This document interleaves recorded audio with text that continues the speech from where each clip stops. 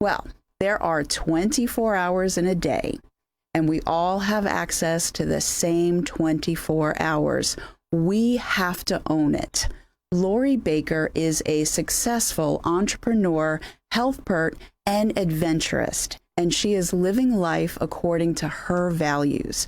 She is in the studio today to share some stories with us, wisdom, and life philosophies that will help us all own our own 24. So welcome to the show.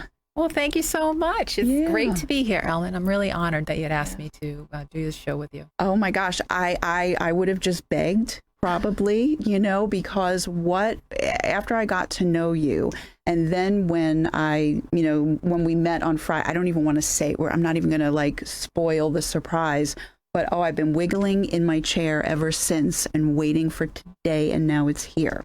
Okay, before we start talking about the amazing things that you do for people, what got you started in helping people with their successful, healthy lives and financial or economic independence?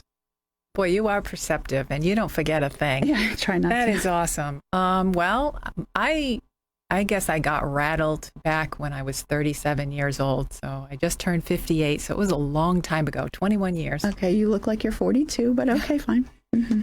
And it was, I was one of those people that just did things by the book. Go to school, get good grades. I went to college on a volleyball scholarship. I majored in math and computer science. I had everything planned out. Mm-hmm. Get out of college, get a job right out of college, which is rare these days, right? To get a job in the field that you study in. It's almost get a degree of. Yes.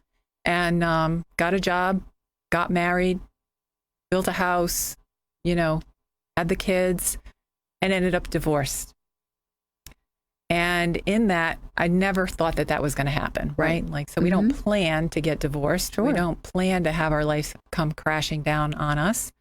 And I think it's because we don't plan. Mm-hmm. We just blindly follow a cookie cutter, motif of life until you end up where 50, 60% of the population ends up, when they're going into their 40s, people start to realize that their marriage is going upside down or something. So in doing that, I happened to cross a book while I was going through my divorce that shook my world. Mm-hmm. And I have been recommending it ever since. Okay. The name of the book was Rich Dad, Poor Dad by Robert Kiyosaki. Mm-hmm. And I read that book and my response was, oh my God, I have been doing this all wrong. Mm-hmm. I did budget money and put money aside for emergencies and had to pay bills. And, we were mindful, good stewards, but we didn't have a plan. Yeah. And it was apparent that the plan in the book was nothing I had ever heard of. Okay. Mm-hmm. So I was a systems person and a math person. Yeah, systems analyst. Right. So very practical. Designed software systems, right? Problem solver. But I had never seen the formula. Now, I majored in math. I've seen every formula that was on the planet. Mm-hmm. I'd never seen the formula that's on your piece of paper over there. I know. Right? Well, to achieve financial independence. Yeah. Mm-hmm. And it was defined very easily in terms that anybody could understand. And it was that you needed to get your passive income, another term I'd never heard of before, to exceed your expenses. And once you did that, you were out of the rat race. Yes. Mm-hmm. And my alarm bells were going off and I was like, oh my God, I need an opportunity. Yeah. And so I literally changed my life on a dime. It was already upside down, so it really wasn't going to be like a whole disruption. It was already disrupted. Right. So I didn't see it as, oh no, I have to ease my way out of and make all these sacrifices. Right. This was a fix to do what you want. Right. Right. So I was I followed what the advice is that everybody is herded towards without question. And I ended up where most people end up. Yeah. So now what I'm going to do is I'm going to follow the advice of people who have a life that I would like. Mm-hmm. And I'm going to put the blinders on and I'm going to do only what they tell me to do, regardless of how I feel about it. Okay. Because sometimes we're like, well, wait a minute, I don't have enough money to invest over here or do this. I can't take this course. I've got bills to pay. Yeah. I made it work. Wow. Very good. So now your website is called ownthe24.com. So own the 24, not 24 spelled out. So ownthe24.com. I love that phrase. And then so that is your website. So this is the start for people. If they are nodding their heads, hearing your story, and maybe their story is a little bit different, but we do follow that path of, going to some sort of school, getting some sort of an education, whether it's college, secondary, and then we get married, we have kids, we go on vacation, we just follow, and get liabilitied up. Yeah. And that does not have to be the way at all. And yes, people can still work while they're also generating passive income. That's actually the key is to getting out of the rat race. Converting your earned income into passive income instead of wasting it on liabilities and doodads. Yes. So what you are teaching people is about cash flow, but cash flow in terms of how it pertains to their life and the implications, good or bad, of how you handle your cash flow. So how do you teach people that? Well, with the title of the website, Own the 24, that actually came from my husband and his friend, because he wrote a book, and it was, when we met, there was just some serendipity. But the Own the 24 is about owning your 24. So you get to say how your day is going to go, who you're going to do it with, who you're going to, where you live, how you live, all of that.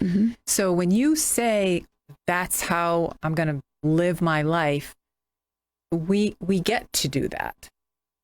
So the way we teach it is through the game Cash Flow, which is the game that the author of the book, Rich Dad, Poor Dad, developed to help people learn the concepts in the book. Yeah. Because the way people learn, there's different modalities of learning, but when people are playing a game and they're interactive, how many times you hear somebody say, well, I can learn it if I do it, if you show me how. Yeah. But the last way we learn is audible, right? Like listening and taking notes, which is what school is. Right. So it doesn't stick. You have to study and do all that. This is interactive. This is like transformational learning. A paradigm actually happens, right? A paradigm shift happens during the game. Oh, it most definitely did for me. And the thing is, a lot of people think that when they're playing a game, that there is one winner and that everybody else just loses or comes in second, third, fourth place. But that's not the case with this game. Everybody can be a winner. And, and yes, Donna Marie Vernon was there and Becky Moon was there. And oh my gosh, they got me so excited hearing what their experience was like with this game. And I have to say, it was fun. It was stressful. My brain hurt after because it was constantly assessing situations, but then there was collaboration. And I asked you for help and it was amazing. And that's the priceless thing about this game, is that it's collaborative and everyone can win, and you're actually cheering for everyone to win. So it's opposite of how we're taught in the world. Like, you can't copy off the smartest person in school because you get caught for cheating. In this game, you want to look at what the people who know what they're doing and ask their advice. Yes. What would you do in this situation? And the reason that your brain might be hurting is because there was new muscles. Oh, yeah. You were building new muscles. And once you start teaching your brain to recognize the few pieces of information on each opportunity, you can quickly assess whether it's a good deal or a bad deal. Right. So the repetition over and over and over of reading and seeing what's most important, your brain will be able to do that in real life, not just the game. Yeah, it was absolutely amazing, and I learned about the balance sheet, and when I got to the point of my expenses, and then I was building my passive income. And then when I finally got more money coming in passively that, I had to spend in expenses, you captured a really good picture of me. When I came, actually, I know that picture was when I won my dream. I said cheese because there's a little playing rat piece. And the cheese. Yeah, so I was the rat, and I got my cheese, and it was like amazing. Got out of that rat race. Yes, and everybody was ecstatic for you. Yes. Which is the other thing that is just so nice. Oh, is yeah, that we were all people were cheering for your success, and that's what the world of abundance. And if you use the laws of prosperity, prosperity, yes. Right, persistence. I know you were saying, but prosperity, the laws of attraction, the laws of the universe, are those of abundance. And people live in scarcity, so they can't see that maybe if you actually help somebody else, it brings back to you. Oh, absolutely. I believe in that. I definitely do that with your show.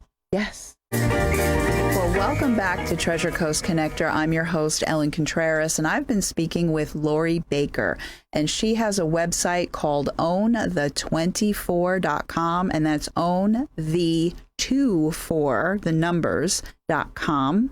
And we're going to dive back into this conversation because you're helping people level up their lives for the better when it comes to their finances and their health. But let's talk about some pieces of advice that you could give for people that will, help them produce lasting changes. Because that's what it's about, is sometimes we start out with that enthusiasm, but then we can fall back into bad habits. So one of my mentors said to me that success is living your life according to your values. And I took that to heart, because our values are what drive us. So have you ever, got an invitation to go somewhere and you're like, oh no, I got something else to do. And then somebody else calls you up, like the guy that you wanted in high school to call you up, and he calls you up and you're like, sure, I'll go, right? That's a value. So our subconscious mind is the thing that's driving all of our decisions. And a lot of times we don't even know the decisions it's making for us. Right.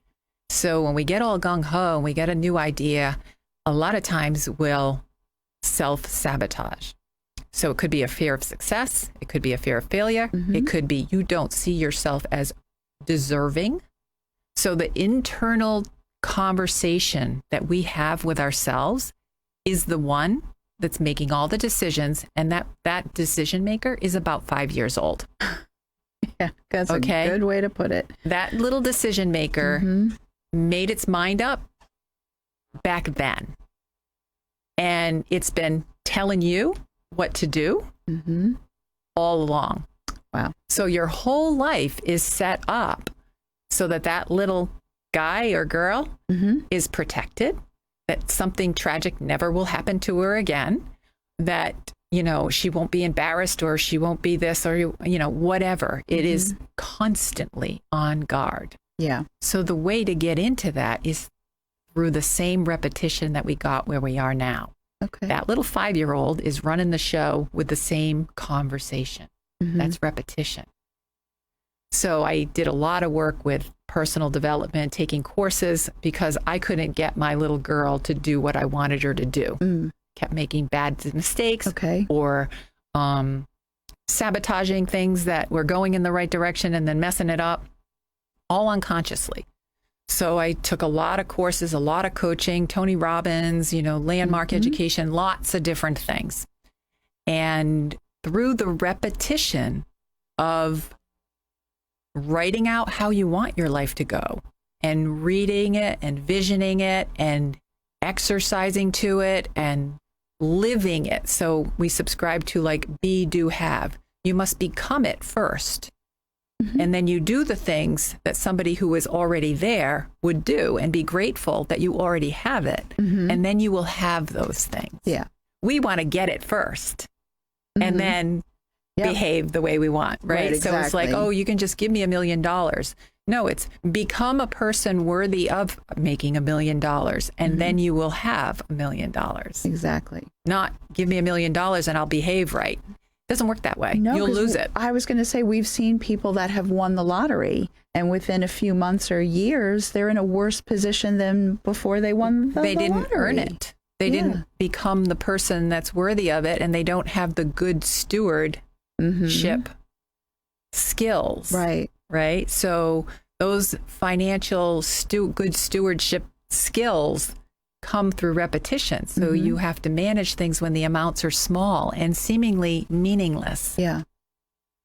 But they are creating habits. So when we manage $1, we can manage $1 million. But if we don't manage the dollar and we say, oh, well, I'll manage the $1 million when I get it, ain't going to happen. That's a recipe for disaster. So that's a wonderful tip for a mindset, change or shift. So that's great. So now you and your husband, Mike, you have your own podcast, and yours is called Healthy Matters. And then your husband's is called That's It, which is really cute. So tell us about your podcast. Yeah, and how people can listen to it. Okay. So, we have it on Facebook, and we have it at On the 24, and there's Anchor and Stitcher and all those different podcast places. But they're both a play on words. So Healthy Matters is healthy matters, but we can also talk about healthy matters, right? Like as in financial or physical or emotional or spiritual, like everything matters.